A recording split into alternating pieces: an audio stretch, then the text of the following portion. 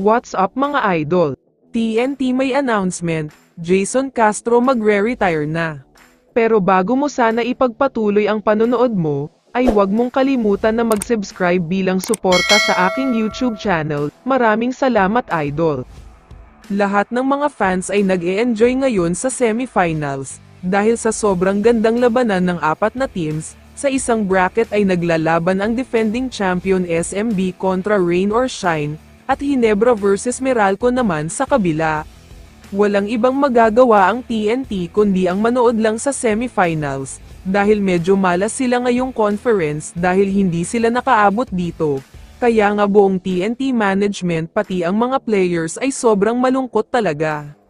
Masyado kasing malaki ang naging problema ng TNT ngayong conference, dahil una na nga dito ay hindi nila nakuhang muli si Mikey Williams, tapos ay nagkaroon pa ng injury ang karamihan sa mga key players nila kaya masakit talaga ito. Pero hindi pa dyan natatapos ang bad news, dahil mukhang mas madadagdagan pa ang lungkot ng mga TNT fans, dahil may mga source ang naglabas ng balita, at sinasabing kinukonsider na daw ni The Blur Jason Castro ang retirement. Kung napapanood nyo ang mga laban ng TNT ngayong conference, isa talaga si Jason Castro sa missing in action o yung mga hindi masyadong nararamdaman, bumagsak na rin ang laro niya at medyo nawala na ang dating husay niya.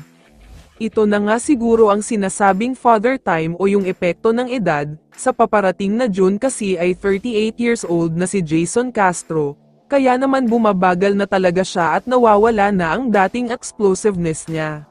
Sa tingin ko naman, mukhang hindi pa handa ang TNT na mawala si Castro sa lineup nila, dahil tulad na nga ng sabi ko ay maraming kulang sa kanila ngayon, hindi pa maayos ang kasalukuyang lineup nila kaya isang problema talaga ito. Kahit may edad na si Castro, hindi pa rin naman maipagkakaila na isa pa rin siya sa pinakamagaling na guard ngayon sa PBA, medyo bumagal na siya pero nandun pa rin naman kahit papaano yung bilis. Hindi rin pwedeng maiwanan sa tres dahil shooter pa rin. Siguro ay pwede pa ng 1 o 2 taon si Castro sa PBA dahil may ibubugha pa rin naman siya, deadly pa rin siya at kayang-kaya pa niyang makipagsabayan sa mga batang players mula sa ibang teams, yan ang nagagawa ng experience niya. Sa ngayon, naghahanap na daw ang TNT ng posibleng kapalit ni Castro, lalo na kung hindi magbabago ang isip niya tungkol sa retirement. Pero sana lang ay manatili muna siya at huwag munang mag-retire hanggang makahanap sila ng kapalit niya. Kaya naman kung ikaw ang tatanungin idol, dapat na nga bang mag-retire si Jason Castro?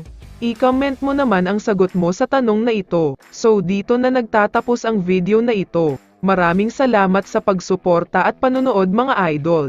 Ingat at bye-bye.